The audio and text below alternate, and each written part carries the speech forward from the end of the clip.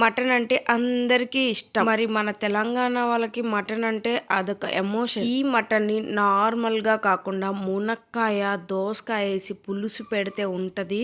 ఈ మటన్ పులుసుని అన్నంలో కాకుండా జొన్న రొట్టెల్లో తినండి.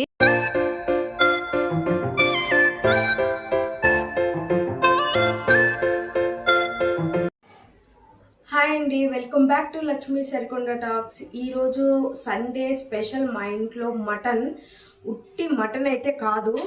సో మటన్లోకి నేను దోసకాయ మునక్కాయ కాంబినేషన్ వేసి మటన్ పులుసు అయితే పెడుతున్నాను. సో బ్రౌన్ రైస్లోకి అయితే అద్దరిపోద్ది, జొన్న రొట్టెలకైతే ఇంకా బాగుంటుంది.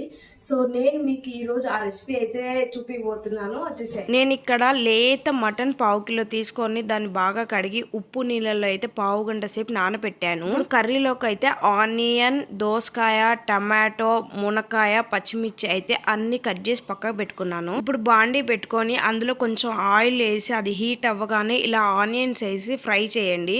ఆనియన్స్ అనేది డార్క్ బ్రౌన్ కలర్ వచ్చే వరకు ఫ్రై చేసుకోండి. ఇలా మగ్గుతున్న ఆనియన్ లో కరివేపాకు కడిగేసి వేసేయండి. ఇది 2 మినిట్స్ ఫ్రై అయ్యాక అందులోనే ఫ్రెష్ అల్లం వెల్లుల్లి పేస్ట్ అయితే వేసి మగ్గనియండి. నేనైతే అల్లం వెల్లుల్లి పేస్ట్ అప్పటికప్పుడు నూరుకున్నదే అండి. అల్లం వెల్లుల్లి పేస్ట్ పచ్చి వాసన పోయిన వెంటనే టమాటాస్ వేసుకొని కలబెట్టుకోండి. ఒక్కసారి ఈ మటన్ కర్రీ అలవాటైతే రెగ్యులర్ గా చేసుకుంటారు ఇదే కర్రీ. ఇప్పుడు 2 మినిట్స్ మూత పెట్టి మగ్గనియండి. టమాటోస్ బాగా మగ్గిపోయినాయి. ఇప్పుడు మన లేత మటన్ ని అందులో యాడ్ చేసి కాసేపు కలబెట్టండి.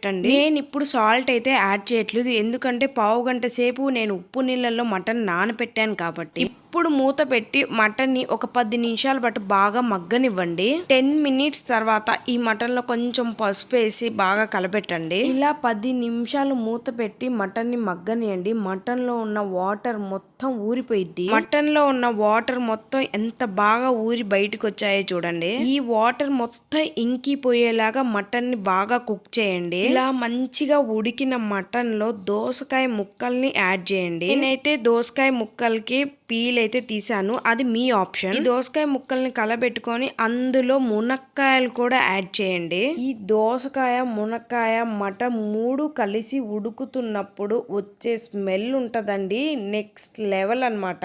ఈ 3 కలిసి ఒక 2 నిమిషాలు ఇలా స్మూత్ గా కలబెట్టండి. ఆహా, వాసనకే నోరు ఊరిపోతుంది. ఎప్పుడు తిందామా అన్నట్టుంది. ఈ టైంలో ఇంకొంచెం కరివేపాకు యాడ్ చేయండి, ఫ్లేవర్ కోసం అండ్ స్మెల్ కోసం. ఇప్పుడు కారం యాడ్ చేసే టైం అయితే వచ్చేసింది. కారం అనేది మీ టేస్ట్ కి తగ్గట్టు వేసుకోండి. ఈ కర్రీకి అయితే కొంచెం స్పైస్ ఉంటేనే టేస్ట్ నెక్స్ట్ లెవెల్ ఉంటది. ఇప్పుడు ఈ కారం మటన్, మునక్కాయ, దోసకాయకి బాగా కలిసేలాగా కలబెట్టుకొని ఒక 10 నిమిషాలు మగ్గనివ్వండి. అలా కారం ముక్కలకి పడితేనే పచ్చి వాసన రాకుండా ఉంటది. చూసారు కదా వాటర్ ఎంత బాగా వచ్చేసిందో బయటికి. ఇప్పుడు మటన్ లో వాటర్ పోసి ఒక పావు గంట సేపు ఉడకనీయండి మూత పెట్టి. ఈ మటన్ పులుసుని అన్నంలో కన్నా జొన్న రొట్టెలలో నంజుకొని తింటే ఉంటదండి. ఇప్పుడు టేస్ట్ కి తగ్గట్టు సాల్ట్ యాడ్ చేసుకొని కలబెట్టుకోండి. మటన్ ఆల్మోస్ట్ ఉడికిపోయింది. మునక్కాయలు అయితే చాలా మెత్తగా ఉడికిపోయాయి. ఈ మునక్కాడ ఫ్లేవర్ మొత్తం మటన్ కి పట్టుకుంది. ఈ టైంలో కొత్తిమీర తరుగునైతే ఈ పులుసులో యాడ్ చేసి కలబెట్టండి. ఇంకేముంది, 5 నిమిషాల తర్వాత వేడి వేడి మునక్కాయ, దోసకాయ, మటన్ కర్రీ అయితే రెడీ అయిపోయింది. ఇలా ఆయిల్ పైకి తేలగానే కూర అయితే మంచిగా ఉడికిపోయినట్టు అర్థం అండి. ఆ టైంలో స్టవ్ అయితే ఆఫ్ చేసుకోండి. ఇలా వేడి వేడి అన్నంలో కర్రీ వేసుకొని కలుపుకొని తింటే ఉంటది. సో నేను చేసిన కర్రీ మీకు నచ్చినట్లయితే please subscribe my channel. And నా కర్రీ ఎలా ఉందో ప్లీజ్ కామెంట్ చేయండి. Thank you.